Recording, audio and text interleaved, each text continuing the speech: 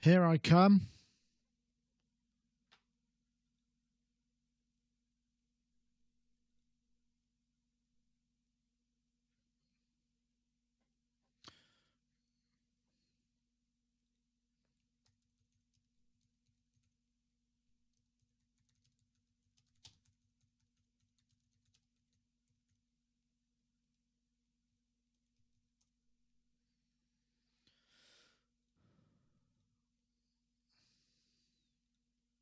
Hello, hello, hello.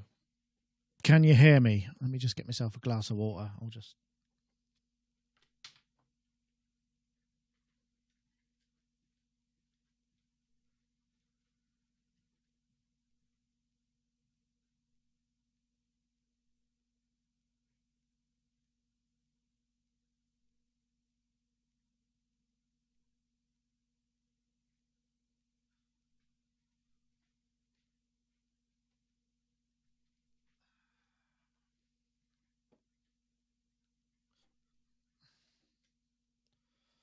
Hello there. Here I come. I expected some lyrics. No, I don't write lyrics. That's not my style at all. Let me get my levels right. Got some levels. Alrighty. Let's get that down a bit. That's a bit better. Well, this is the last podcast. Well, not for a week, but I'm going on holiday tomorrow, so there won't be one next week. And hopefully, we'll be much japes and all that sort of thing.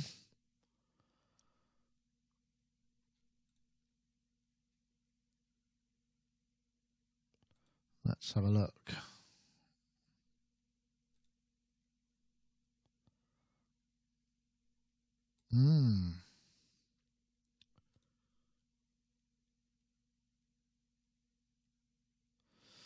All right, just checking a few emails. Always get a few coming in at the last minute, just in case there's any breaking news. Doesn't seem to be.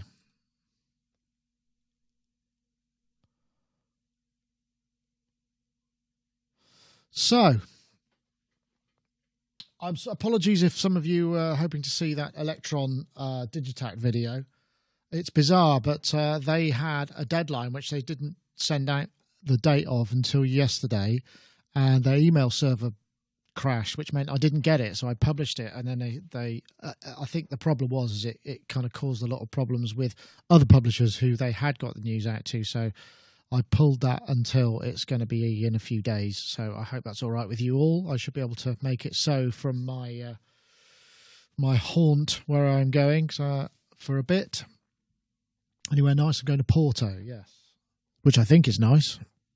Well, I know it's nice. I've been there before. So, yeah, looking forward to that.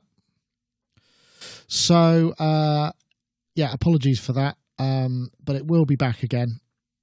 And also, there was a firmware upgrade to it, which changed a few of the graphics, which isn't going to, unfortunately, be any change in the video I have because I haven't got time to shoot it again. But amazing amount of interest around that instrument. I've been playing with it for a bit, and it's kind of fun. Well, not kind of fun. I mean, it's great fun.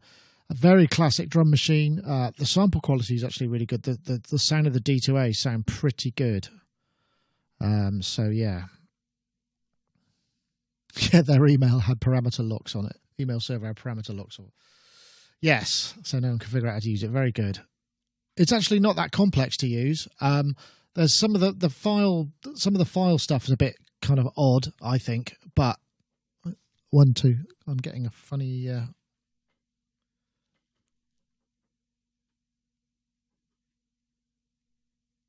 should be all right. Hello. Yep, seems okay. Any news on Maleka, Mr. D? No, I have no news on that.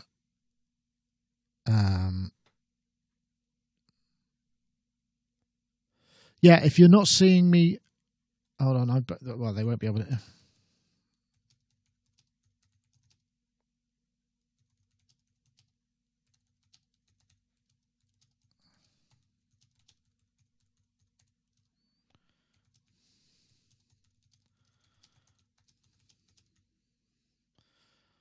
Damn.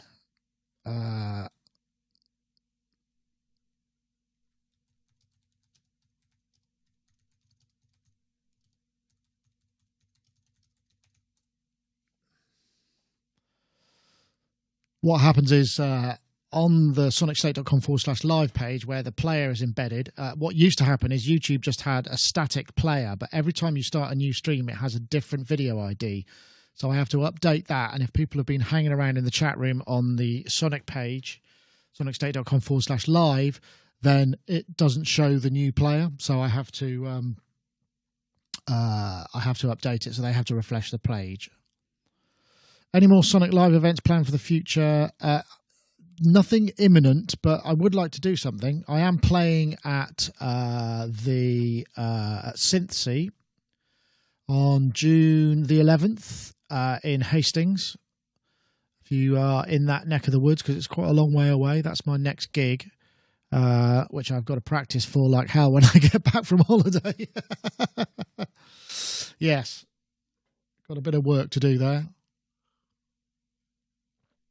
But overall, I haven't got one.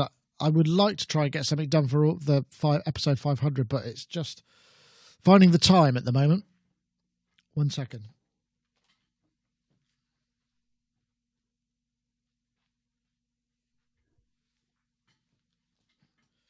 Just check all my video stuff's working. Bust. Yep.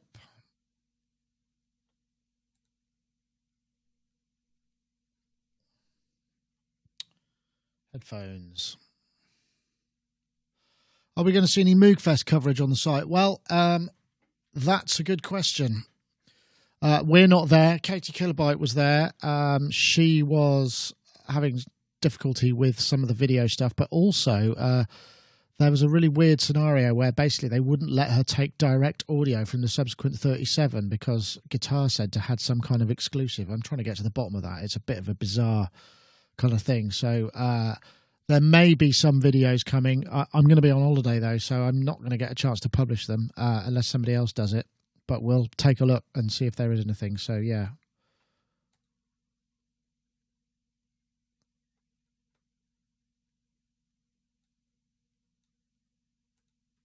Yes. Just got a question coming in from on the Digitech.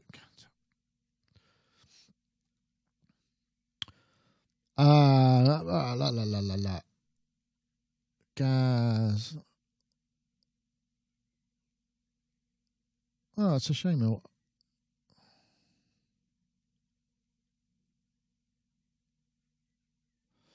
Yeah, I've heard mixed reports about Overbridge. It's a shame because it's a brilliant idea and it really does. It's sort of something that's required, but it must be an absolute nightmare to deal with all of those streams. And essentially it's got to aggregate devices somehow, which is not something that works in every platform. So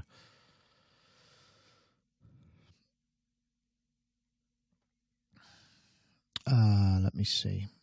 Katie shot some nice stuff, in my opinion. I don't know. I haven't seen that yet. She's going to be doing some. She's going to let me know about that. Right.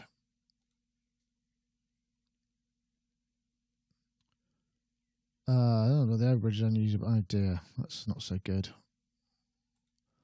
Right, have we got everything? We seem to have somebody. Chicky, right? Okay. Let me just go and make him so. Wait for his video to come on. It's this guy. View full screen. Should turn the camera off and back on. Maybe, yeah. It might. It's not come through yet. The vid. There he is. Yeah. View. Oh, hold on. I need to go to Skype. View full screen is what I'm looking for, isn't it? Oh man, hold on.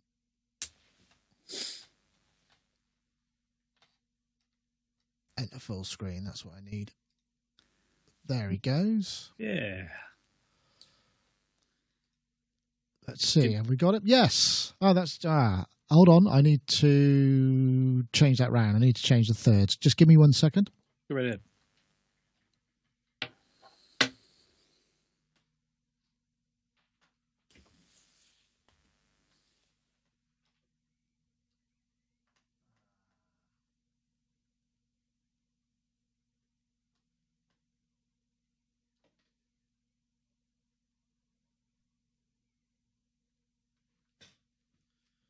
There he is. Here it is. God, it's actually getting warm here. Can't believe it. It is. It's practically summer. Practically about time, I say. Yeah, and the fabulous weather that was supposed to be happening in Porto, where I'm going tomorrow, the storm breaks today. The last day of good weather's today. Then the thunderstorms hit, which is not what I was hoping for. But hey, I'm fairly sure it'll still be fun. Yeah, it will be. It'll be nice either way. So yeah, exactly. Yeah. So we have Charles, and you're looking trimmed. And have you cut your hair or something, or lost weight? You look different. A little bit of both. I did a juicing diet. Oh yes, I remember you saying. Yeah, you did it. Does that mean you're done? I lost about a stone. Jesus Christ! How long did that take? 10 days. You're joking. Nope, and it's staying off. 10 days? Yeah, it's kind of weird. Oh my God! Are you sure you just have no water content in your body? That's what I thought, but the thing is, when I'm doing the juice thing, I'm drinking water constantly. So and I have been ever since. Was it traumatic? Oh, that is astonishing. I might have to try that. That's a stone in 10 days is something that kind of short power. Yeah, I could lose a stone easily. Yeah, it's the Gershon diet, I think it's called, something like that. Oh right, okay. Well, that's interesting. And what kind of juice did you have to drink? Well, I've got a fancy John Lewis juicer, and then you just take like broccoli stems, and spinach, and kale, and lemons, and green apples, not red apples, green apples, celery, carrots, ginger, all kinds of stuff. I mix it up. Sometimes I would put blueberries in, things like that. There's no like particular pattern. You can just do whatever you want, as long as it's just basically juice of mostly veg and some fruits. Wow. Okay. Yeah, it's pretty intense. I'll have to email you about that, because I'm fairly sure it would do me the power of good. I did it because I have really bad allergies, and there's a cherry tree I'm really allergic to that's right outside my studio door. So I thought it would be a good way to, based on the literature I've read about it, it's a good way to sort of reboot your autoimmune stuff. Oh, okay. So because your body goes into such a frantic panic, it diverts resources elsewhere. Yeah, exactly. It's too freaked out. So it's like, oh crap. Okay, forget the pollen. Let's just focus on staying alive. Let's just stay alive. Oh, interesting. Yeah. It was hard, but it was good. I feel a lot better for it. Right, I might have to discuss this further at some point. Right. Cheapo Card Company says, "Welcome to Loose Men." It's like Loose Women, daytime TV, where people talk about dieting and things. Yeah. But that's very astute. Right. Who else is on today?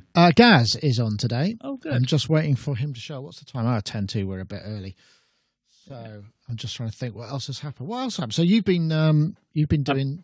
I've been away. Production. I've been with Howard Jones. I've been over at his house, not too far from where you are, and we spent about 5 days rehearsing, or building racks and rehearsing, and then we did 2 shows. We did one sort of warm up show in Liverpool, and then we hit the Let's Rock the Moor festival in Cookham, town of Cookham, which is out west of Heathrow. Okay. Yeah. Yes, I'm not familiar with that. I think. All right, so that's the beginning of your kind of summer season, right? That's right. Yeah, we have, I think we're hitting 8 festivals, and then we fly over to the States and we do about a month over there, and then I'm going to stay at my house in New York for about 2 weeks. Come back, got about a month off here, and then I go back out on tour with OMD, and we're touring until almost Christmas. Right. So yeah, it's a busy year so far. Wow. Yeah, the OMD tour is going to be fantastic. It's a whole new. Well, even this is true for the Howard Show. It's a whole new show because it's now the Howard Show is a 5-piece ensemble instead of just him and Robbie or just the 3-piece. So it's a 5-piece now. They have an extra percussionist who is this woman named Emily, who was the drummer for The Darkness, and now she's playing percussion for him. And Robin. I forgot Robin's last name. He's a guitarist, so it's a completely different show for Howard. And we're mixing the whole thing on those Roland M300 mixers. Oh right, yeah, excellent. Those sort of tiny little Ethernet based ones. That's right. Yeah, and then they do their monitors and everything on stage. And by monitors, I mean their in-ears. They have like a little mixer, a little 16-channel mixer that they mix it however they want, and it's all stored. Everything's by Ethernet. I'm getting some buzz on your feed. I don't know if it's me or you. Are you? You sound like you're not on the. Are you on the laptop mic or on an external mic? External. Is that any better? By the way, I just moved it away from any power source. Yes. Okay. Yeah. It's the Apple power block probably. Oh, okay, got you. So I should fix it. I'm trying out my new mic that I got, which I will show you a little bit of. It's this right here. Oh wow, is that what? It's the new Lewitt 640 TS, which is the one that it's a mic that you have access to the other diaphragm in it, so you can record in stereo, or later on use software to decode it so that you could you could later change the microphone so that you have recorded in Omni or in Figure of 8 or Cardioid or whatever you want. So it's a really bizarre sort of mic, but I love it. I love the sound of it. So excellent. Get the height just right. There we go. That should be good. Excellent. Right. Okay. Yeah. Well, we've still got. I'm just trying to think what I'll be doing. Well, I'm trying to fit some time into practice some new tunes, or not new tunes, but slightly new arrangements where I'm sort of bringing a bit more dynamic stuff into the tunes, because I've got a gig on the 11th of June at Synthsea, which is Simon Forsyth's thing, on the 11th of June in Hastings, with the Vile Electrodes, Battery Operated Orchestra, and Native Ray, and more at the Printworks in Hastings. So that'll be great. I'm looking forward to it, though. I am massively underprepared at the moment. It's been sort of months since I've actually done it. So I'm just sort of, I think I'm taking the reason to kind of try and extend all the pieces so they're a bit longer, and also put some more stuff in it. Yeah. I think that's going to be great. Simon actually just invited me to the page, but the group that I'm in, the Chicky and Coco thing. Vile Electrodes had contacted me about being in it. Unfortunately, it dramatically conflicts with my whole summer schedule. So, that's a shame. I know. We'll do it sometime. Yeah, I'd really like to. I love seeing them. I think because they opened up for OMD on a tour. The Viles, they're lovely people. Yeah, really sweet. I think Jane and Martin are great, and I love their show. I love their songs. Just the whole thing is just really well done. So I like them quite a bit. So hopefully next time around. Yeah, I know, because Jane gets a really bad stage fright. How is she when she's on tour, sort of doing it more regularly? Is she kind of a bit less? She's absolutely fine. Absolutely. She puts on a great show. Really great show.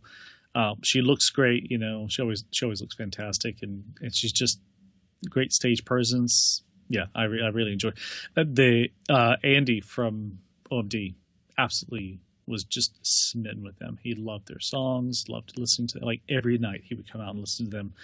Although normally on tour with him, he'll stay in the dressing room until it's time to hit the stage, because he's just trying to collect his energy. But he liked them so much, he would just constantly come out and see them perform. Excellent. Well, I'm looking forward to seeing them, because, like I say, they are really nice people, and their stuff's good as well. So, yeah. Yeah, that'd be great. It's a shame I'm going to miss your show. I'd love to see you perform. Yeah, well, I'm not. I'll reserve judgment on that until I'm sure that I've got when I get back from holiday, I'm literally going to have to practice like crazy just so that I remember what to do, because I'm using a bit more circuit in the whole thing, and so there's a lot more processes going on. But we'll figure it out, I'm sure. I'm just trying to think if there's anything else. Actually, the synthing circuit's not bad. Once you get into the editor and start messing with the synth sounds, it can make some pretty good, great synth sounds. It's a pretty deep thing. I don't know if you've checked it. I haven't. It's been recommended to me quite a bit, and I like the idea of the sort of all-in-one kind of. I like small boxes that do amazing things. This is why I'm such a big fan of the OP1, because it's just this little thing that just does so much. but yeah, I've been very tempted by the circuit. Yeah, well, they announced this firmware 1.5. I mean, they're continuing to go, and I think there's still way more to go because they've got these two sidechain tracks, which I think could easily be switched into external sequencer mode. So you could use them as, that's what I've been asking, is can you make the sidechain be just another MIDI sequencer, please? Because then, you know, you could use it to drive a whole load of stuff. And I mean, while I obviously I'm using the beat step, it'd be nice not to have to rely on it so heavily because quite a lot of things to all flip at the same time, you know. But yeah, wow, that sounds really cool though. Yeah, I do love all their stuff. I do love all their stuff. I was tempted to actually buy one right before I went and rehearsed with Howard because I needed a controller because I'm doing so much queuing off of Ableton Live, and I ended up programming the OP1 as the controller. That I'm feeding a lot. Like my effects rack used to all be main stage, and now I'm using Ableton. So I'll have like four ins and two outs, and you know, like one send is for splash reverbs, for like snare splashes and things, and another one's like an all time on sort of reverb. I got those you know, a Liquid Sonics that has just came out with Seventh Heaven, which is their Bricasti reverb. Oh, right. No, I didn't know that. Oh God, beautiful, absolutely beautiful reverbs. I'll use those over any other available reverb. They're called Liquid Heaven. No, it's called Seventh Heaven. It's from Liquid Sonics. Let's have a look. The guy who owns the company, I believe Matt is his name.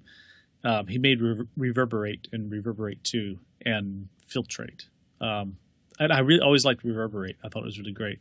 It was a bit fiddly, but this new one, Seventh Heaven, it's really easy to use. It has a lot of depth to it, and it just sounds. It sounds, yeah. So okay, so that's I think the Express version or the small there's version. Let me see. There's a Seventh Heaven Professional. Which that's the one I carry live with me. Oh wow, yeah, nice interface. Yeah, it is a nice interface. It is a beautiful sounding reverb. Let's see if I can get it. The problem I was running into is because I was using with Mainstage, you know, you had like the Logic reverbs and stuff like that, and I'm just not a big fan of the way the reverbs sound in Logic. I think they achieve some of their stereo width by putting sides out of phase, which really unnerves me a bit. Right. But this just has a beautiful stereo richness to it. I absolutely love it. So doesn't seem to want to play any of these for some reason. Never mind. Well, download the demo. It's worth it. Absolutely worth it. I think it out. Yeah. Let me see. I might have some issues with. I might have audio routing. Got some audio routing going on. That seems okay. It's just not playing. Maybe it's. Nope. Maybe it's my. What about the video clips? Let's have a look. See if any of those play. Video shorts. Excuse me. Just basically nothing seems to load on this page. What the earth's going on? Maybe if I reload it. Oh, nope, just got black screens. So that's not. Oh, well, okay, let's come back here and see what does load. Yeah, looks nice. Yeah. Okay, we're just waiting for Mr. Gaz Williams. He should be coming on soon. He said he was coming on, so I'm assuming he will be here shortly. Saw the RX View, RX6. Oh, yeah, we got a new giveaway today. It's an RX6 to giveaway, so people will be no doubt pleased with that. If you're staying tuned, there'll be a competition. So no more advertising on the on Neutron. Not for the time being, no. Well, they came down and we got the presentation with Lars, who's their kind of European product guy, and I said, oh well, maybe we could swap it out while we're here, and because I published it at the beginning of the week, they said, yeah, that should be fine. I think they just wanted to wait before, you know, because they can check. Everybody wants sales data. You know, I'm beginning to realize this now we've released our own thing. You know, you want to know what works, where the sales are coming from. All of that information is stuff that you actually care about. Yeah. It's funny being on the other side of that. Yeah. I didn't want to seem like any kind of a shill for isotope, but I got to tell you, I love Neutron. I love Neutron. I use it constantly.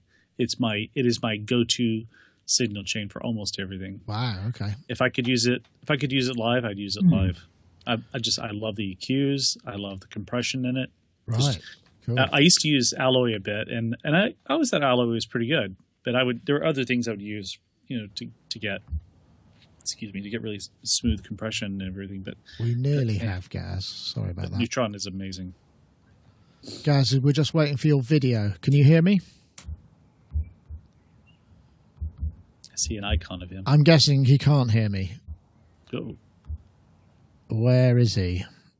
I can see. Look, we've got that, and I can hear him. No, can you hear me? There he is. Yes, I can hear you. Oh no, I haven't got the sound. Can I try phoning back in? Yeah, sure. There we go. Live tech support and live tech debugging. That's part of what makes this show so fun.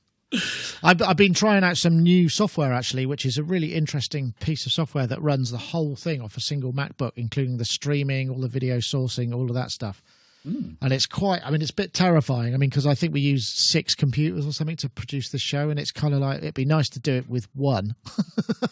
Absolutely. Because it means I could do it somewhere else as well, But there are things like, because you have to use Google Hangouts, which doesn't work on iOS devices, so that's a problem. And B, you don't have individual control. You have granular control over the levels for each thing, but you can't MIDI map anything. So I can't just kind of reach for a knob and turn somebody up or down or mute them, which is what I would ideally want in that kind of situation. So if I could do the whole show with just an external monitor and a MIDI controller and an audio interface with my mic just going to the audio interface, that would be awesome. But it just doesn't quite get me there yet. So I'm gonna see where I go, because I was talking to Non-Eric, and he was the guy who was telling me about it, because he's thinking of moving to it, but it's quite expensive. Can you hear me, Gaz? Hello, Gaz. Nick, it's robot. It's like robot voice. It's just the audio's not working. I'll try it on an iPad instead. Hang on. Sorry. Okay. It's not working. All right. Come back in a sec. There we go. For that very reason, we need iOS compatibility. Yeah. I understand. But so we're nearly there. We're just running a little bit late. Good Lord. Yeah. Who'd have thought it? Yeah. I don't care. I'm going on holiday tomorrow. Yes. Portugal sounds great. I'm looking forward to it, though. I really hope it doesn't rain the whole time. That would be miserable. Yeah. Well, not miserable, because it'll still be warm, but it will be less than great. Yeah, it should be beautiful here for the rest of the week, I believe. Yeah, I don't want to hear that. Yeah. See, when I did this before, I was looking last week, and it was rubbish here. It was cold, grey, and there was looking like 25, 26 degrees, and I was thinking, yes. But now it seems to have kind of swapped. Yeah, I understand that. Well, I did that Let's Rock the Moor festival over the weekend, and when I was there, it was like, I think 12 degrees and muddy. Oh, grim. Really, and I wore the wrong shoes, absolutely wrong shoes, like practically sandals, one step away from sandals. And so I was really cold and muddy, and I smelled like cows. Well, sometimes that's called a fully immersive experience, right? Yes, exactly. Yeah, fun show, really fun show. I actually mixed both Howard and OMD at that show. They were one after the other, so it was kind of a stressful day. Just trying to prepare for 2 bands at the same time is not easy. So sure, but at least I was cold and muddy. That's always good. Yeah, well, it's bad if you're in a tent as well. That's not so good. Yeah. So we're just waiting for those of you. We're running a little bit behind. We're just waiting for Gaz, because he was having some audio issues with his laptop, and video. So he's just getting his iPad sorted. So hopefully, maybe I'm guessing now, because he hasn't dialed back in, what he's discovered, he's got no charge in his iPad, and he's scrabbling around looking for a mains connector. That's what I'm guessing. Let's see. I think he's trying to tell me something. Is that something? Oh, I can't read that. Hold on. I might have to. Let me see if I can find the window. Then I should be able to read it on the. Let's see. The robotic and garbled. That's not so good. Let me just have a quick check and see if there's anything going on my end.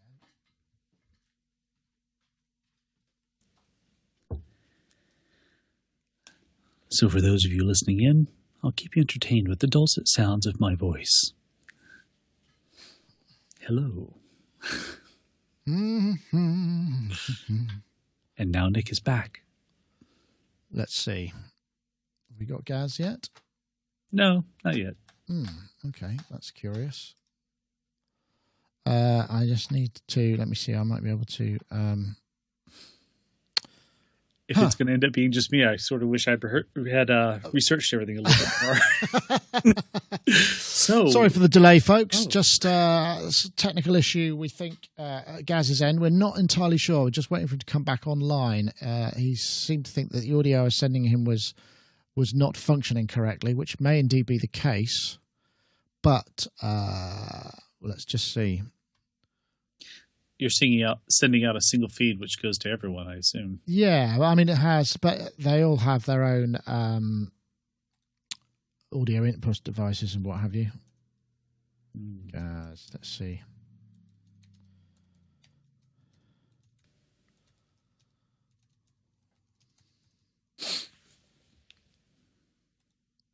Okay. So, what can we do? Can I play? Have I got some? I can play a little bit of Digitact, kind of. Good idea. Oh, someone's calling in. There we go. Let me just get him quickly.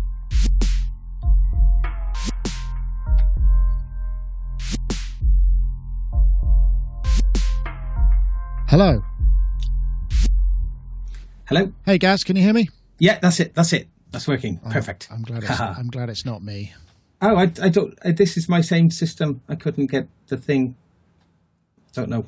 Maybe it's just a weirdy Skype thing. Yeah, well, it happens, doesn't it, from time to time? Okay, Mr. Gaz Williams and Mr. Chicky Reeves. Right, let me just get everything lined up. I'm just going to go into show prep mode. So we've got that one going. Let me just get the Facebook thing all lined up. We'll do that one. Ty's hoping to get on the show, Nick. Oh, is he? I've just started the show. Okay. I can't really stop.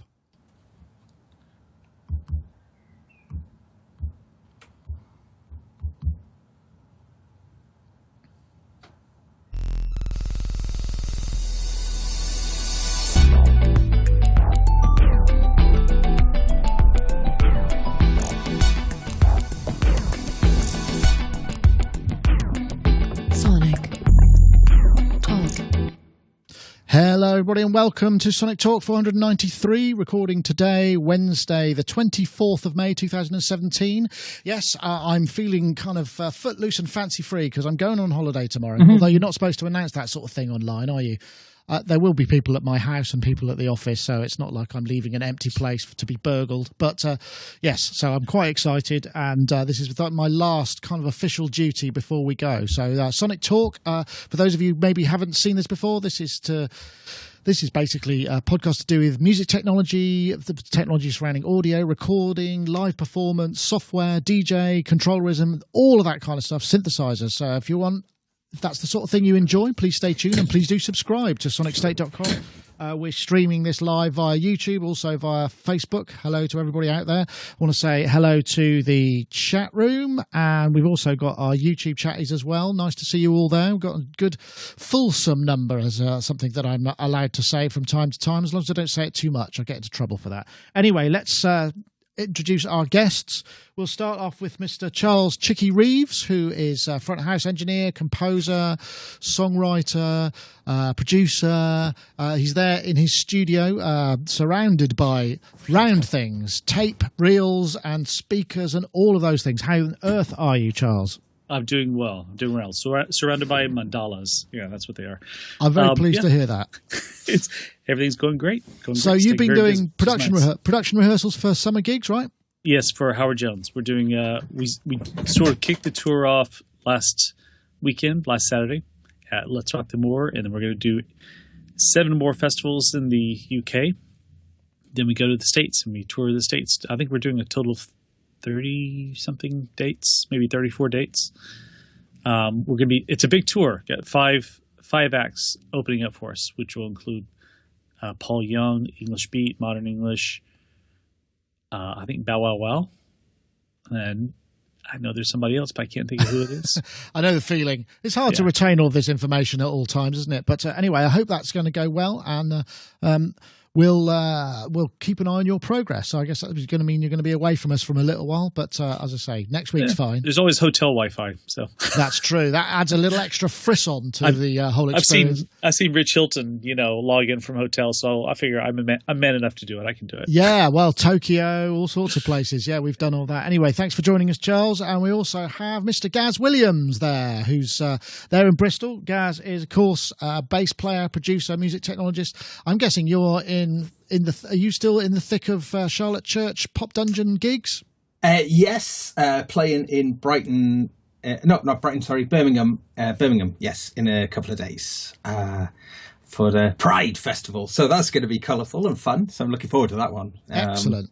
That's going to be our first afternoon gig as well. So we are the late night Pop Dungeon, sort of designed for sort of very kind of overt. Yes, late night type of vibe. Yes, and so adult entertainment.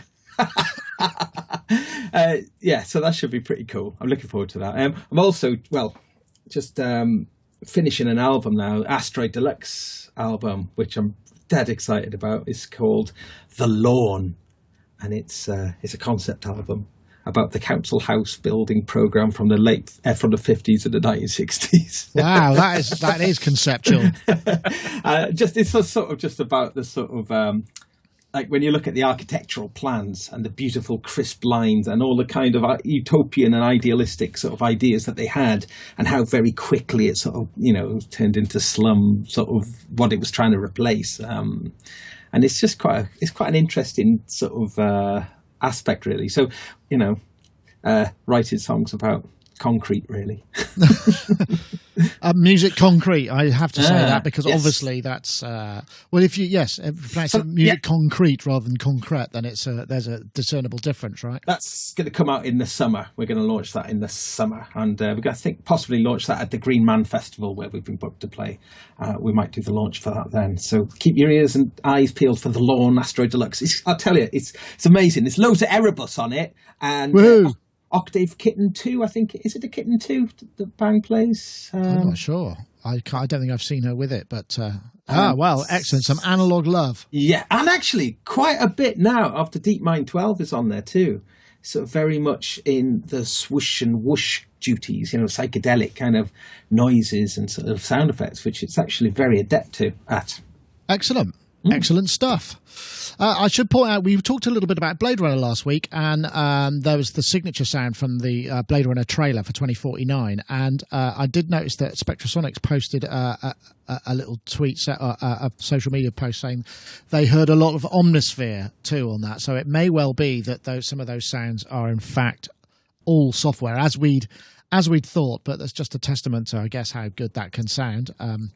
That's not an ad, it's just an observation. Anyway, right. So what have we got coming up? Speaking of the future, look at this. This is the Roland Future Define. This is Roland's traditional kind of it's usually in September, but I guess they're doing this in through May and June. They're doing product announcements, 26th of May, which I guess is Friday, drums and percussion, 4 new products, 1st of June, guitar products, 20th of June, 2 synthesizer products. And obviously there's a lot of speculation as to what it could be, what it is. I mean, we don't know. I mean, I'm guessing in reality it's probably going to be more in the sort of IRA / System 8 kind of vibe. But there have been a number of high-profile sites such as ours going, well, what would you like it to be? What would you think would be a good idea? I mean, obviously it's too late for them to change their plans in case they go, gosh, if we'd thought of that. But I'm just curious because I know, Gaz, you're a fan of some of the Roland stuff. I just wondered what you thought. Well, I mean, an 808 in the style of that 909 from last year is inevitable, I would have thought. Boutique 808. I would have thought so. I think that's... I I'd be very surprised if that doesn't show. I was kind of wondering if they were going to kind of revisit the MC202 type of thing somehow a little bit, because that's a bit of a classic. I don't know if that would have any sort of boutique capabilities. What do you think? MC202? Yeah, maybe. I mean, SH101, David Hunter in the YouTube chat room has said SH101, and that is actually not a bad shout, because that's a very iconic and well-known synth, right? Yeah. SH101, and I think is the MCS, that is a SH101 in it, isn't it? I think more or less. It's just got a completely impenetrable sequencer in it, and was an absolute nightmare to use, from what I recall. Well, I borrowed one for a while. I got into the sequencer. It's interesting, isn't it? When they did the 303 in the boutique, they did it with 2 sequencer modes. They did it so you could use it exactly like the original, or they did a sort of a second sequencer mode, which was a lot more familiar, maybe to us now more. So I wonder, maybe there could be something in that. But I'd be surprised if they bring out a SH101 without some sort of extra sequencing capabilities. I mean, saying that though, the sequencer in the original SH101, I mean, that in its most simplest form is probably legendary. Yeah, well, it is. I mean, I guess that's the problem with the boutique format. It's a small thing, so it might, if it's going to use that same sort of small format, there's going to be limited amount of sequencing duties it could possibly do. But it certainly should be able to handle the SH101 style sequencer, which is just step, rest, isn't it? That was it, really. Yeah, and I mean, if we also just think about other Roland, like iconic Roland products that haven't been revisited. Yeah, I suppose. Yeah. Sorry, I just saw in the chat room Dakota said SH1T, which is nice work there. Great pun. What other legendary Roland things haven't actually been revisited in any way? You know, if you think about it. Well, there's a lot, isn't there? A truly analog Jupiter 8. Unlikely, I'm guessing. But I mean, the Jupiter 8 has essentially been revisited with the boutique, as the Juno and the JX 3P. What is there though that is, other than the 808? What else is there in that sort of really iconic? And obviously, we mentioned the SH101. That's my question. Yeah, I don't know, Charles. I'm sure you may have some opinions on this. What do you expect? But what would you like it to be? You know what? I know there's been a lot of buzz about Roland stuff, but there's nothing they've put out recently that in the past several years that has drawn me in. There's just nothing. I mean, the TR8 I thought was kind of interesting, but if I'm gonna, for one thing, the last thing I need are more 808 and 909 playing devices. Yeah, I've got so many drum libraries. As far as their synths go, if they had something that was purely analog, I'd be interested. Not that I'm like a purist about analog stuff. It's just that I don't know. I just don't get that excited by hybrid stuff. I don't get that excited by virtual analog. I get excited by actually analog or amazing digital. And I haven't seen. To me, everything that Roland has been putting out has been neither fish nor fowl. It just has not really excited me much. I would like to put a good word in for the System 8, though. I mean, it's actually quite a compelling instrument as an instrument. Yes, it had, it was a bit expensive, and it's, it feels like it's more expensive than it needed to be. But I mean, and the MX1. What a class! That's a modern classic. I think it's absolutely brilliant. The Roland you can MX1. tell it's a modern classic because not many people use it. But yeah, the D50s hasn't. That's somebody mentioned. Yeah, something going back because the Roland Cloud thing that's going on now with where they've been making lots of their kind of like 80s LA synthesis type model. Is that what it is? Am I right there? No, they're samples. They're samples. Oh, they sampled. Yeah, they're not models. So it's not actually a sampled thing. There was a good call for maybe another production workstation, MV880 or some update of that. I mean, because let's not forget some of the classic Roland samplers, the S7... S550, S700. They were I mean, I used to use, I think, what was the single rack mount one? Was that an S7? S7, yeah. S750 or 700, I can't remember. That was brilliant. I mean, very obtuse to use. I mean, that's part of the problem. I mean, the thing is, this is one of the things about bringing forward old sampling technology, because usually the file management is such a nightmare on those things because you had such limited RAM and such limited storage, and it all, you had to, I'm guessing, you had these different banks because you couldn't span samples across actual physical memory chips, and, it was all, so all of that stuff is kind of a bit redundant. So I'm not quite sure what they could bring in that department. I don't know. What do you think? Some sort of a works, I say MPC style thing, but a kind of a super duper groove box with sampling possibly. Yeah. I mean, they have those, okay, here's a concern about something like that. Is, they have the whole Phantom line, the X8, the G8, all those things. In my work with OMD, we were using the X8s, and the problem is like, whenever they've switched to a new model, you can't like load in your old sounds, So there's we have these vast sampling libraries that have been put into those machines, and we can't port them over to another model.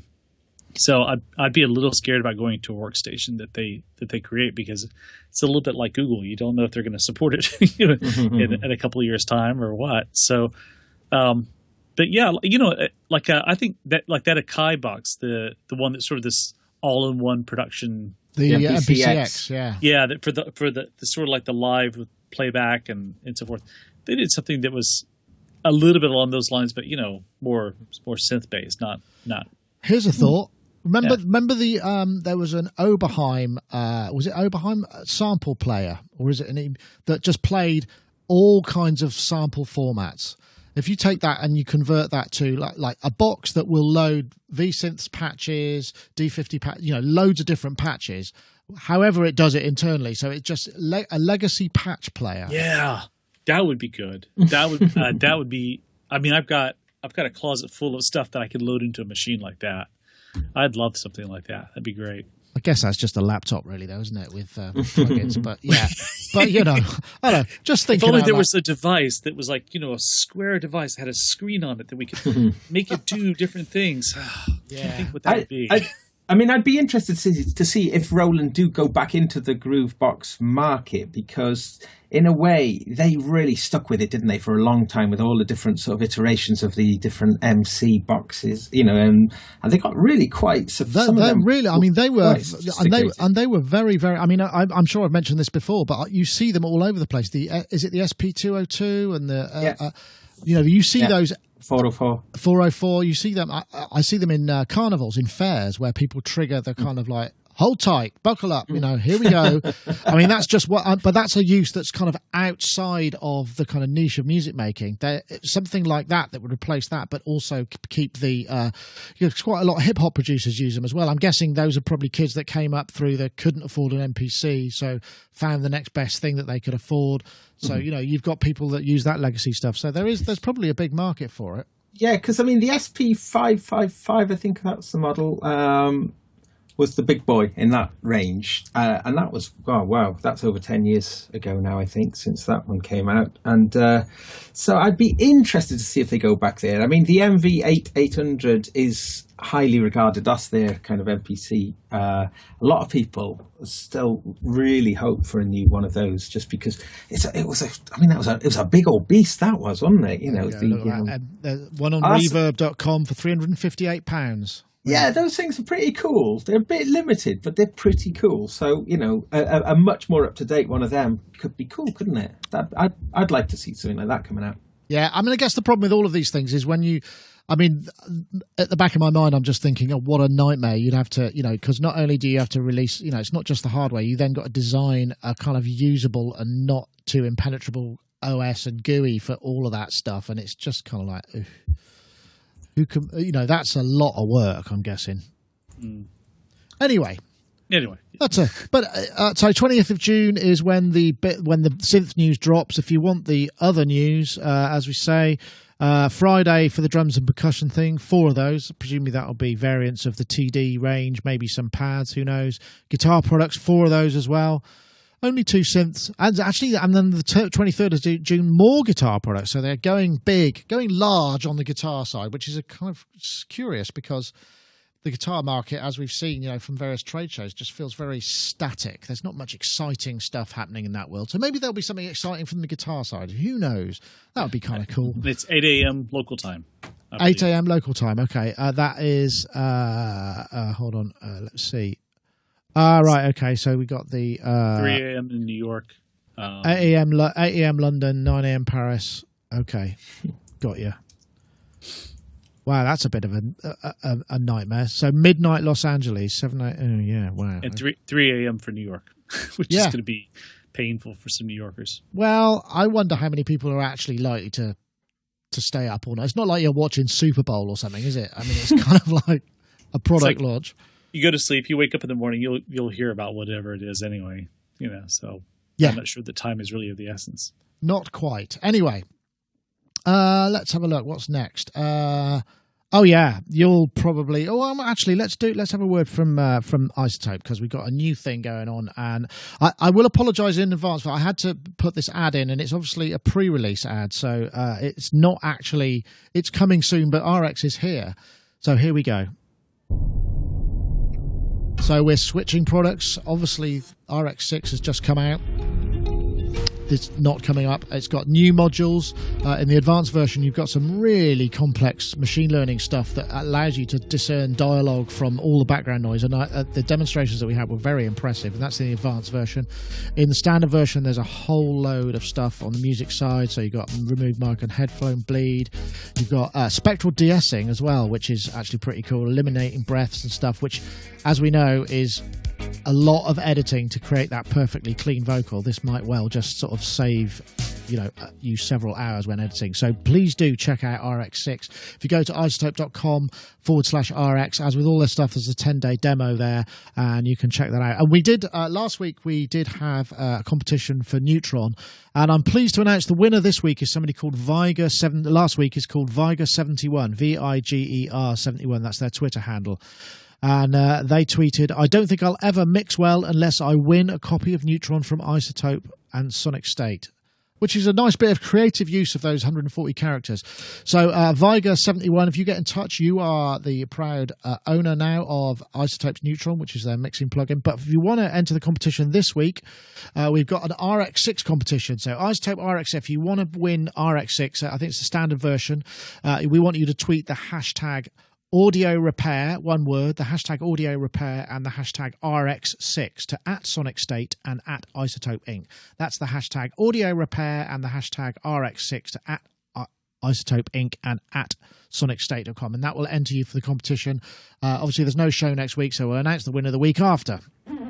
Ta-da! Anyway, I don't know if you we did actually, if you're interested in seeing more about RX6, we posted an RX6 presentation. What day is it today? On Monday, where Lars came down and showed us some of the stuff, and there's some interesting track grouping, which is kind of usual group editing. Up to 16 tracks you can edit at the same time, which is going to save a lot of time, certainly for removing kind of things across all mics, that kind of stuff. So do check that out. Right, what's next? This will make you happy, Gaz.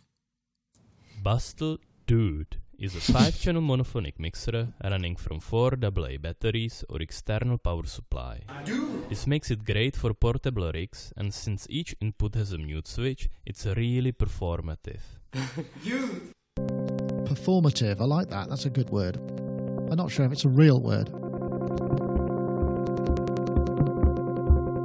So the thing about this mixer is it's got mutes on all the channels. It also allows you to create kind of feedback loops, which is kind of interesting for inserting effects.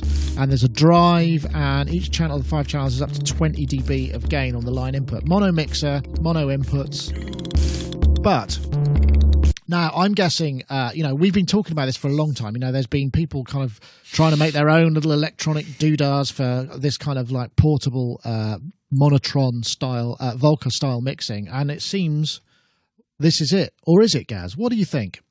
Not quite. Close, but no cigar. I was a bit disappointed with it, really. I thought if it was, I would want a bit more, like a send. I think that would have made all the difference, I think. Hard to put on there. I don't know how you would do that. I guess you'd have to have a button. Well, you'd have to have a button for that size. You'd have to have a button per channel. I would trade on a mono mixer like that. I would trade a pan for a send, I think. There is no pan. Oh, there's no pan, is there either? Sorry, no. Maybe the mute. Because you could if you don't have anything attached to the send, you could sort of use it as a sort of mute, with a small little twist, I don't know. Nearly. Yeah, nearly. €75. I mean, for me, I would want 8 inputs, and I'd also want it to be able to carry through a stereo somehow, to carry a stereo image, because as much as things like Volcas are mono and the pocket operators, well, the Volca sample has got some stereo for, you can pan parts out on the Volca sample. So it's pretty cool and it's really cheap. So it's not like I can complain too much, but it's not quite the thing. And also if you think about it from a Volca standpoint as well, well, how many Volcas are there now? There's the 3, 4, 5, 6. 6 of them, yeah. There's 6. There's 6. So can't and even a 5 input. Oh, curses! It can't even take the full, the full Volca lot. So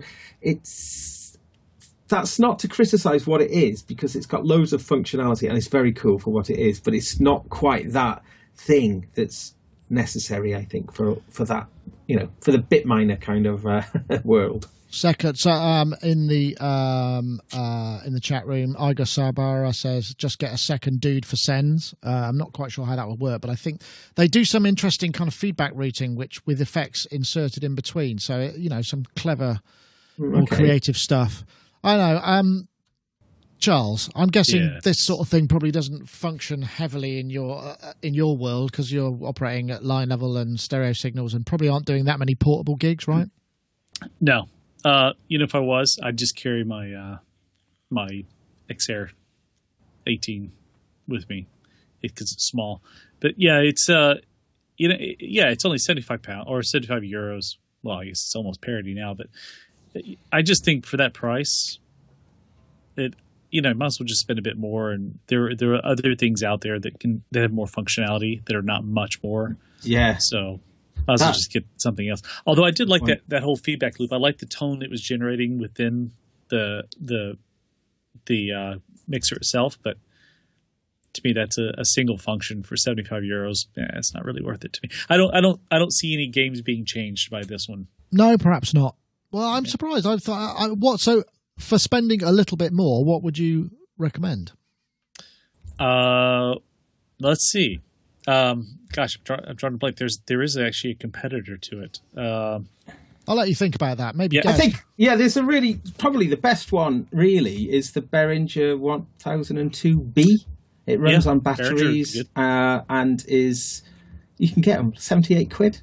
It's got look at it. I mean, it's got tons of stuff on it. It's 10 inputs and it runs on batteries and it's got like so. If you compare that £78.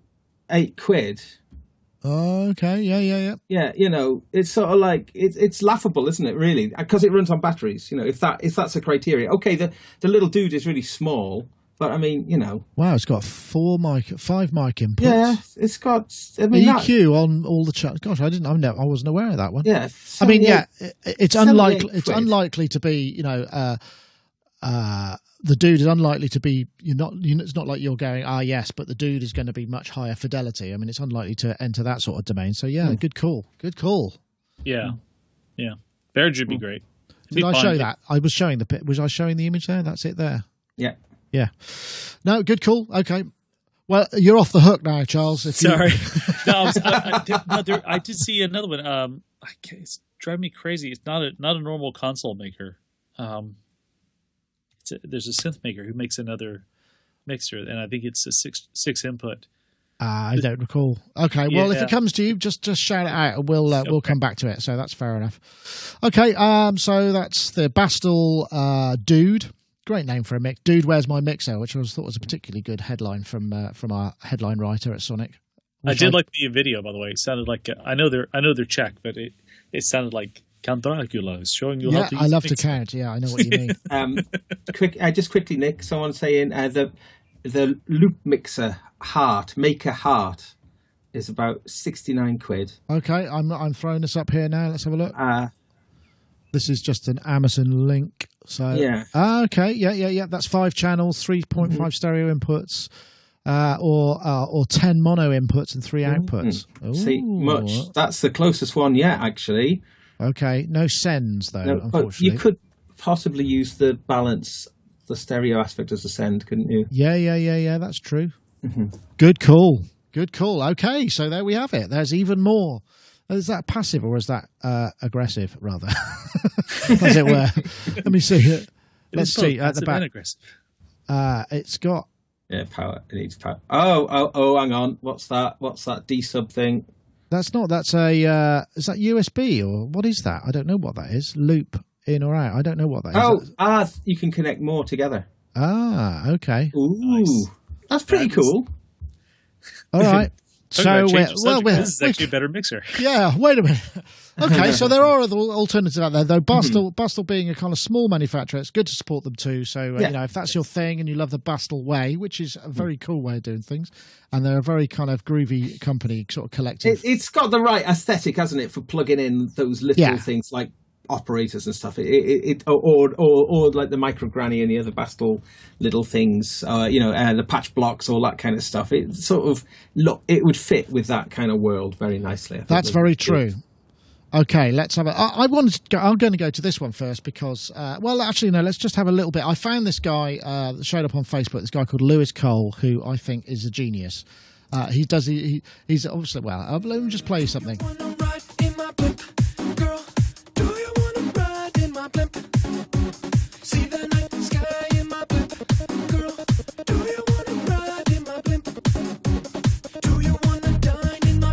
He's very funky.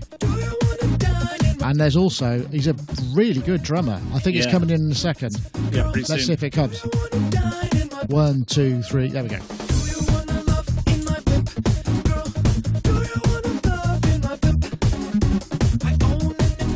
Comes the drum solo. And there's this one as well. It's got the most amazingly falsetto voice.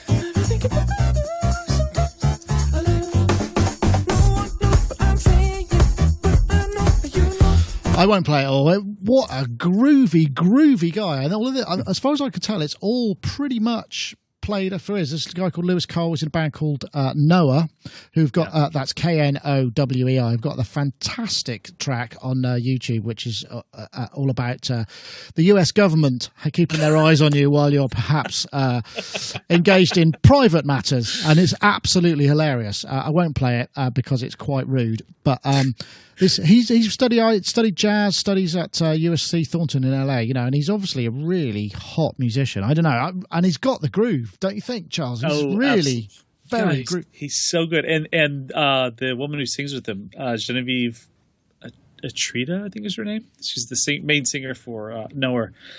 She's her voice is. The things she's able to do vocally is just amazing, and the thing is, they deliver it in sort of a pop format, but they're straight up jazz people, and it's just this really great sense of groove. They have great sense of melody. They write funny lyrics. The Government Knows, that is a very funny song. And then there's another one. I'm not sure if I could say the name of it. It's if I clandestinely I could say Posteriors, Breast and Money. That's or something like that. I don't want to say the actual name of the song, but it's just those songs are hilarious. And then they did another. I have a bunch of their songs that are stored on my Spotify playlist because I've liked them for a couple of years now. I think they're really fantastic. And but he by himself is just such an amazing musician to watch. Yeah, Lewis Cole, Bandcamp.com, and I think Noah are also on Bandcamp. Really good stuff. And guys, what did you make of it? I mean, it's a bit galling, isn't it? Because I mean, usually when you think people who study jazz, I mean, this is a generalization. It's generally there's a strata, isn't there? There's people who have the chops and they can do the stuff, and it's okay and it's impressive note wise, but there's something maybe missing from the kind of the essence. But he's got He's full of essence, I would say. Yeah, he has definitely got the funk, hasn't he? That is the thing. There's no two ways about it. And also the humour thing, you know. I mean, I'm a big Zappa fan and other things, you know, and love humour in music, you know. I think Steely Dan, I mean, that's humour in music, isn't it, as well?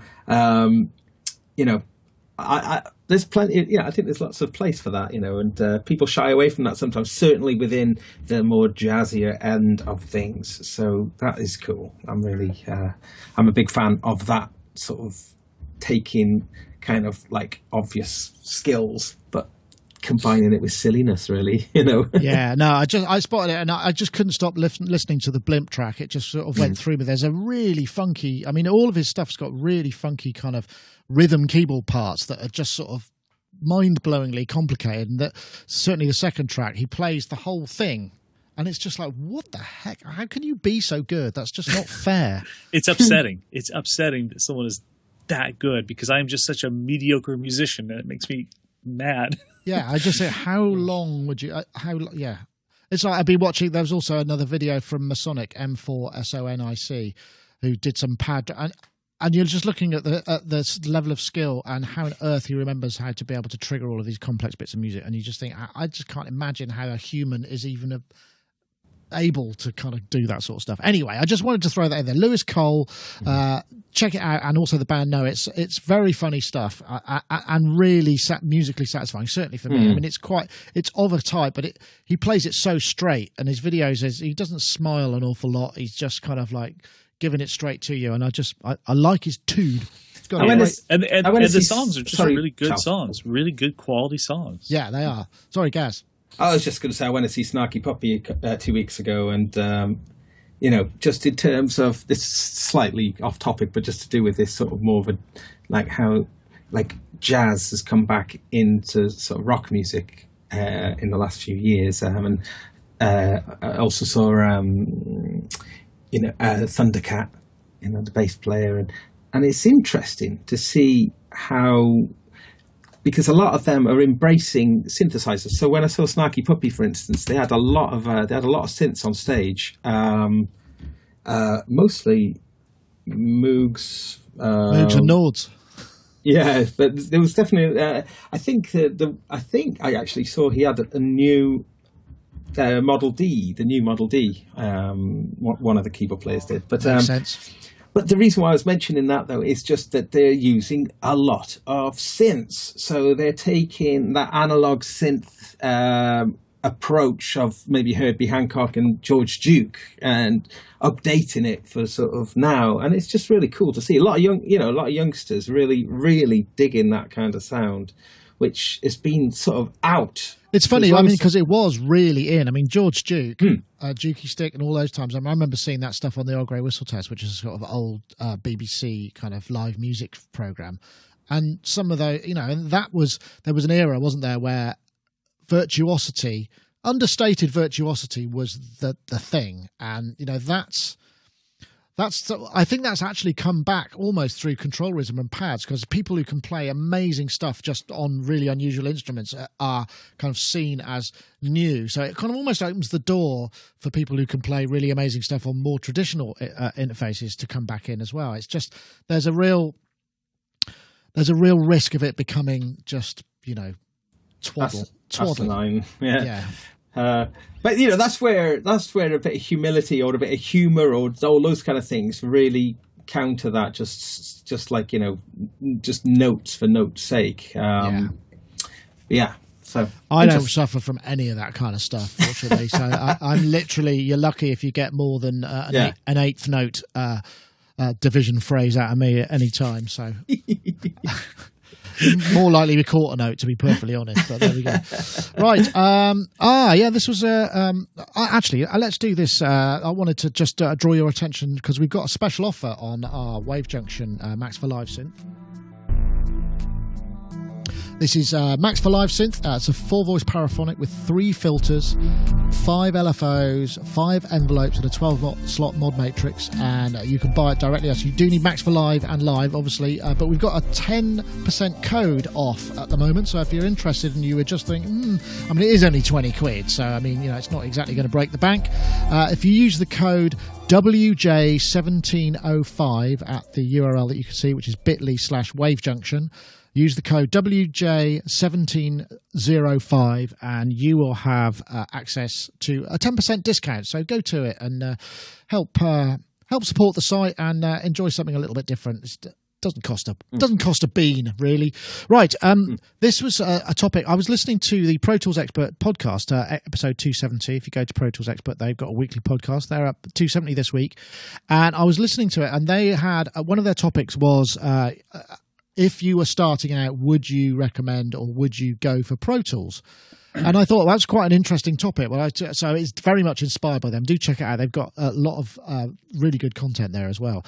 And I just thought, well, that's really interesting. I mean, if you were starting now, what DAW would you go for? Because, part of the reason that we stick with what we know is because we've got all this time invested, but we're also aware of the fact that there are lots of them out there. And, what might be stopping us might be the fact that we don't want to start from scratch. So I wondered about that. And I thought, that's an interesting question, Charles. And I know you use a number of different ones. I wonder, what do you think you'd be drawn to? There are a number of factors. Obviously, there's professional use and, obviously your peer group, and interchangeability. But I just wondered what kind of factors would maybe influence your decision and why. Well, I'm a long-term Pro Tools user. I've used it since it was called Sound Tools. So back in 1990, when probably most of your listeners were born. When it was called what? It was Sound Tools. Yes, I remember that. Pro Tools. Running on a Mac 2CI. Yeah, we had that. And I love Pro Tools. I think it's great. So to answer your question, if I were just starting out and my goal was to record bands, it'd be Pro Tools. Huh, interesting. If it were about music creation, it'd be Ableton. Because it's just so versatile, so easy. It's very simply laid out. It sounds great. I know a lot of people really like Logic. I have Logic. I use it quite often. I'm not a huge fan. It's okay, though. I just don't like something that like if I go, I'm going to make a vocal track, and it automatically puts in an EQ curve and a compressor setting and all this stuff. Like, it doesn't know what the sound coming in is going to be like. So how does it know that this EQ curve is going to work? And the thing is, with Ableton, you can easily add that stuff if you want to. It's pretty easy all the way around. It's a very intuitive program. That would be what I would start out with if I was going to do it for music creation. If I was going to do recording, I do Pro Tools because Pro Tools is laid out like a tape machine. Huh, okay, well that's a very good argument for both of those. Gaz, I wonder you, because obviously you've used a lot of DAW and you do use concurrently a lot of DAWs. I know you've had Ableton work, Reason, you've done Cubase obviously is a big part of the thing. I don't know if you use Pro Tools, but Logic and Reaper and what have you. So from your point of view, what do you think you would be drawn towards? Reaper all the way. It's sort of like, just climb up on the buildings. Reaper! It's just so brilliant. It's just so amazing. I think, in a way, that is the most, like, punky kind of kick-ass piece of software out there, really. It's just, it can do everything, really, and more. And it's just so many cool things. But I think if I was recommending to someone, in fact, I have done, I did this last week, funnily enough, I recommended that they use an iPad and GarageBand or Cubasis on an iPad. Because if it's like someone's got say they're a songwriter and they haven't got huge requirements of it, but they want to overdub their vocals and they want to do, put a little bit of, a few overdubs of keyboards or whatever else on, a computer and getting it all configured and all the kind of all the hassle, jump through, that sort of like iOS way of doing it, like just take Cubasis, for instance. Cubasis is very, very capable now. So Cubasis on an iPad with a class compliant audio interface. I mean, I use the Behringer, like I know all three of us have got the XR18, with an iPad, and that's what I take now to do when I go and do my location recordings.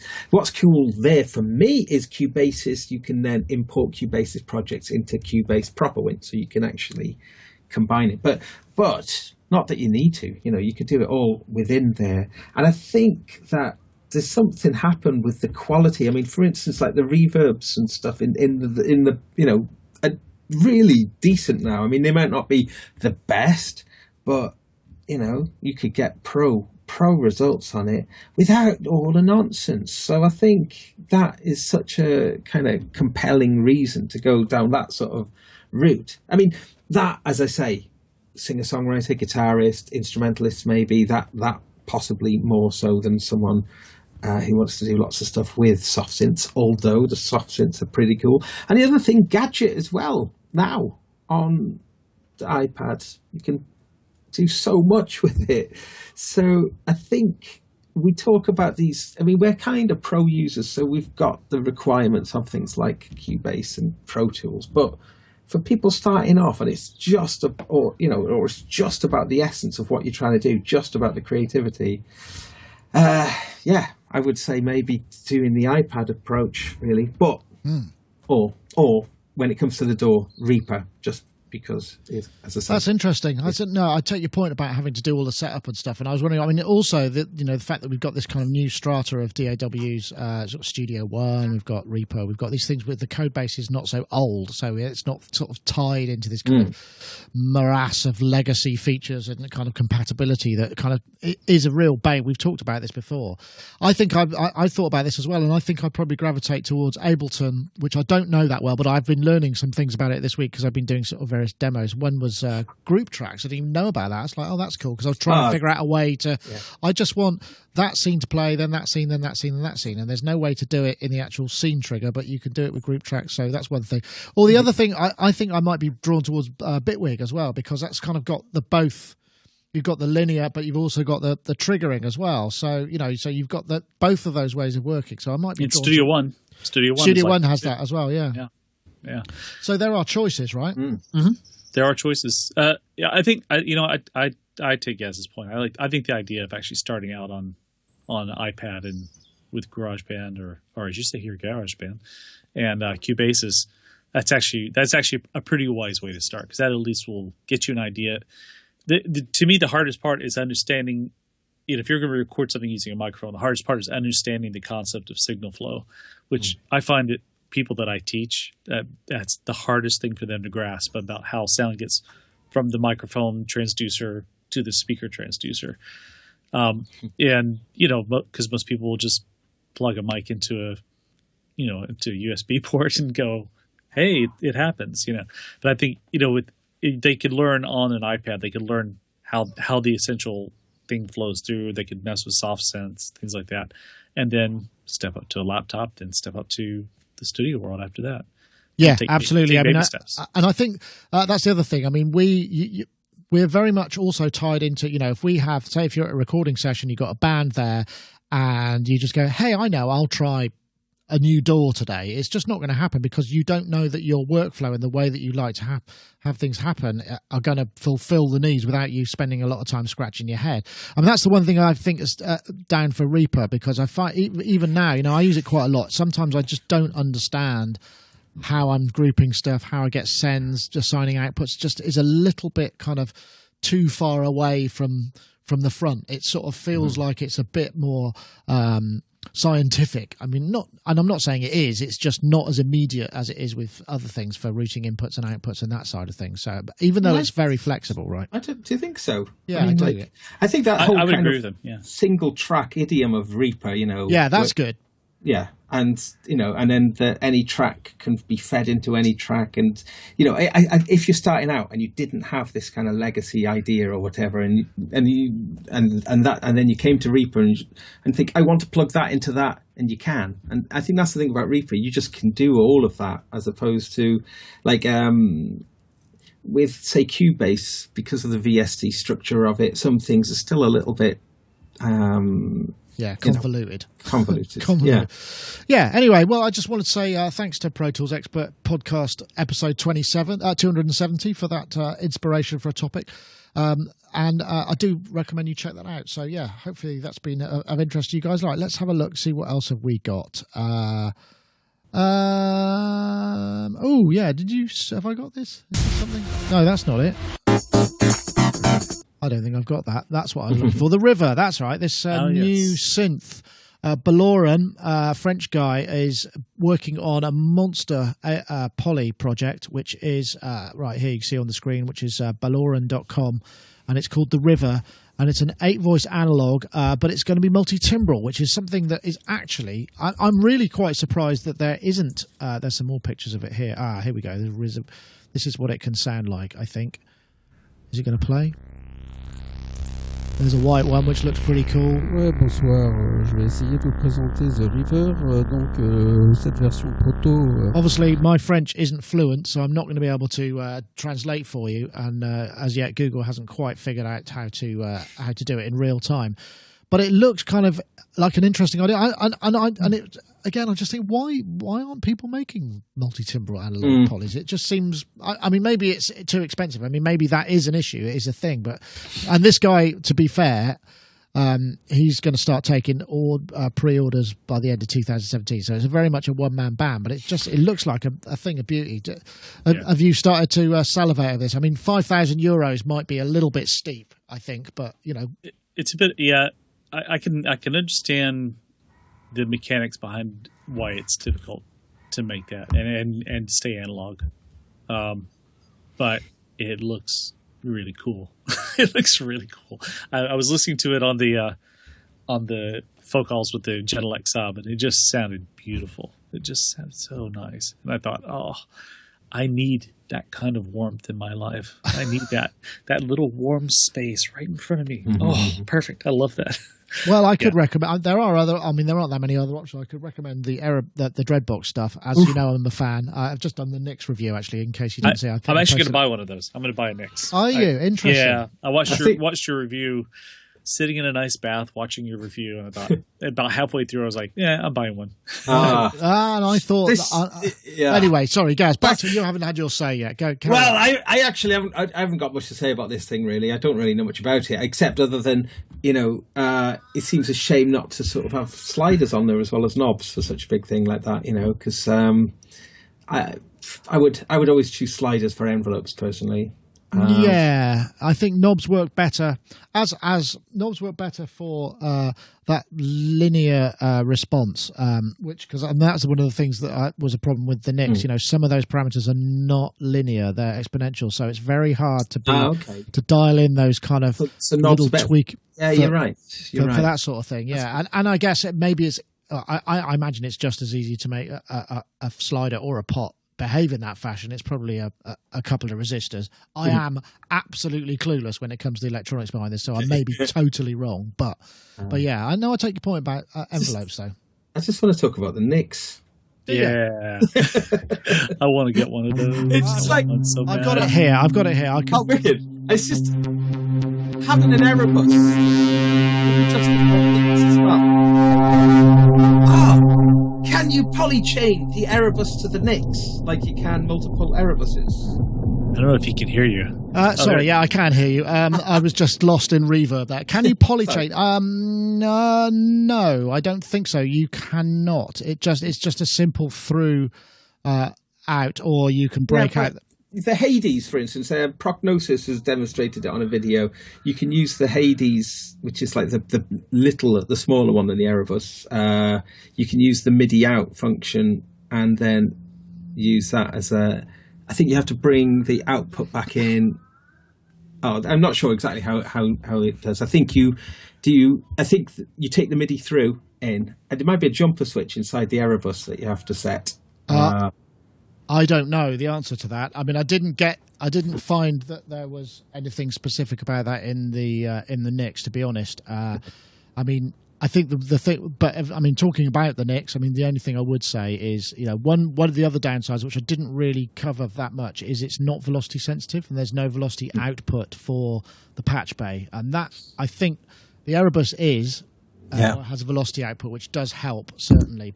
But yeah, it's the thing about the Nix is, high resonance into that massive reverb. It will take apart a room if you've got big enough speakers. I mean, absolutely. If that's what you want, that is. I mean, it's not. It's just not as immediate, I would say, as the Erebus. The Erebus is simpler and more straightforward because you've got the dual filter topography in the Nix. It's actually quite complicated to use, and you can easily. It's not so easy to get the filters to be absolutely parallel. You get this slight offset, so you get these, which is good if you're going wide. And you've got these filter peaks that you want to kind of separate, but it's. So you made the most beautiful sounds in that review, Nick. I tell you, it's so, quite a few of my friends who've seen that review are all lusting after one now. So even with your best intentions, I'm one of those people. You've increased the gas for that thing massively. Yeah, it's expensive. I think it's also expensive as well. I mean, it's 529 quid. That's quite a lot of money for a little desktop synth. And I think the Erebus is now 429, which is more reasonable, and I think obviously it's just because it's got the extra stuff. I think my takeaway was, for all of that extra functionality that it does, which is clever, I couldn't find enough musical applications for them to warrant to not say I thought it was a bit expensive. I'm not saying it's a bad synth, but that's kind of relative to the Erebus as well. Yes, of course, yeah. So I mean, like, for an Erebus owner like myself, would you think that the tone wouldn't be sufficiently different to justify? Is there a crow in your house? There's one right outside. It's a portent. No, not at all. I think it's still got the same juicy oscillators. It's just, I think it's better at that really massive, languid kind of ambient stuff. And the other problem I had was the LFOs the modulators don't go slow enough to kind of match that big sweet. They're quite fast at their slowest setting. I mean, I'm fairly sure it could be modded quite easily. In fact, Yanis from Dreadbox said, yeah, it can be done, but you should review it as it is, because obviously that's the way it ships. So, I mean, something I've been thinking about with Dreadbox in general for the last couple of years is that this is probably their golden age, that once they become popular, that the through-hole manufacturing process is going to not be efficient enough, and they'll move to sort of printed circuit boards, that kind of thing. And that is happening, is that right? I don't know. I think they're looking at doing it for Nix. I mean, the thing is I'm not sure. I'm not, there's a lot of talk about what's better. I mean, yes, it's made with more love and there's more human hours that go into it, but I'm not sure if there's actually, an audible difference. It may be that if the quality control level drops down because you're making more of them, then yes, you're going to get an issue. But if you've still got decent quality control, there's no reason whatsoever that surface mount should be worse. I mean, I was talking to a chap about this, Pete, the guy from Behringer, because we were talking about this, and he said, honestly, surface mount is actually technically better because you can shield things between sandwiches, so you get less earth interference, you get less RF, because you've got the tracks are all kind of separated by different layers. I mean, there is actually a strong technological argument, if it's designed well, for it to be actually better.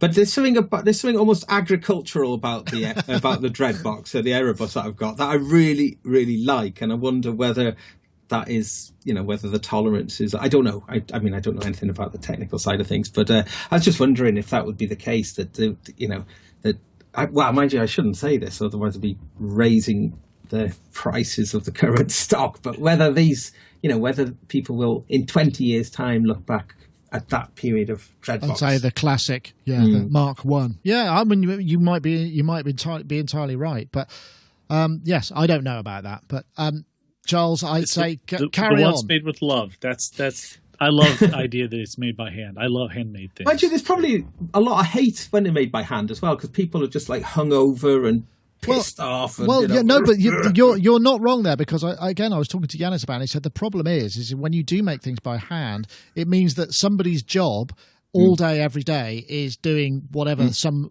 really mundane, repetitive calibration routine or whatever it may be, and it's immensely dull. If you're the designer, you want to be designing stuff and coming up with new ideas, not sitting there and calibrating oscillators for 16 hours a day for 5 weeks. I mean, that's got to be kind of really awful work. That said, last November I went to the Moog factory, whatever, in Asheville, and seeing those guys sit around making those things, they seem like they loved their job.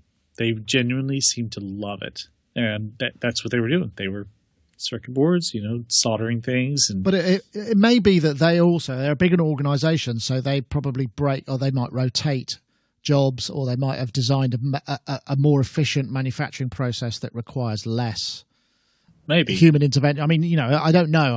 I'm guessing here, but yeah, I take your point. I didn't see anything that would indicate that, though. Honestly, it seemed like there'd be a team of guys, and they would focus on building this. Maybe that's why they do limited editions. Yeah, exactly. I've had enough of this. I need a new product. They do all kinds of cool stuff. Like they had these racks. They had like clever names for the racks, and they would have just all these synths in there, and just doing burn-ins on the synths, just turning them on for 2 hours, turning them off for 10 minutes, turning them on for 2 hours, off, and they do that for a week or whatever. And like they had, I've heard ever since I made this comment about Moog or whatever before about the quality of their work, and I've had people who've sent me messages going, well, they make crap, this and that.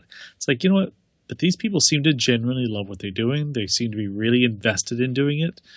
I think it's definitely a great place to work, and obviously really good fun. And that's also a testament to the. And I get the vibe from Dreadbox that they're a bit like this. That they're like, these are guys and girls who are having fun, and they're just they love doing I'd this. agree. I mean, I think where without getting too technical and off topic, the thing is that what tends to happen is that you when you reach capacity and they make a synth, for instance, like the Abyss, they can't make them fast enough because they're making them the way that they do. But people want to buy them.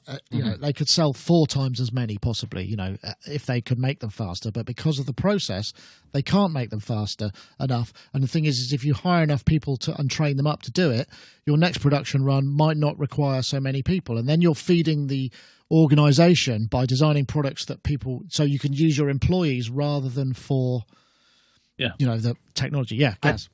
The Abyss is the thing I'm gassing for more than any other piece of equipment out there.